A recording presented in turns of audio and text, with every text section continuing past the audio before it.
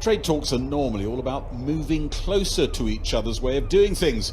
This one is about giving Britain the power to do things differently. So they are miles apart. They know they'll need to compromise, but they're not really sure what that compromise looks like because their future, that divergence, isn't so clear. Whereas traditionally in trade negotiations, you know what you're aiming for. Throughout the process, the EU has said, we can give you a deal like Canada, it's just we're going to ask more of you.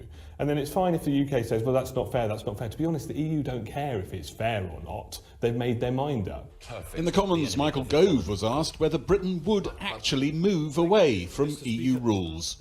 There isn't the danger here that, having made this choice, the government imposes economic consequences for the long term on the country in pursuit of the prize of a sovereignty, which it ends up not using very much because at the end of the day, good standards in environmental and labour market and consumer sectors actually make sense. I do take his point, and it will be for this Parliament and for future Parliaments to decide how our sovereignty is exercised in accordance with the wish of the British people. The government now openly acknowledges its approach means border delays and costs, and those costs will be even greater if no deal is agreed on the future relationship.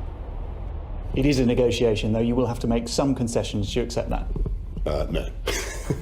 At the beginning, you would expect a tough line, absolutely no compromise at all. But in the end, it always is a compromise. The question is, who's going to compromise more? And if we look at the recent history, what we've seen on the table is the UK has compromised quite a lot and the EU has compromised a little. Let's see if that pattern continues.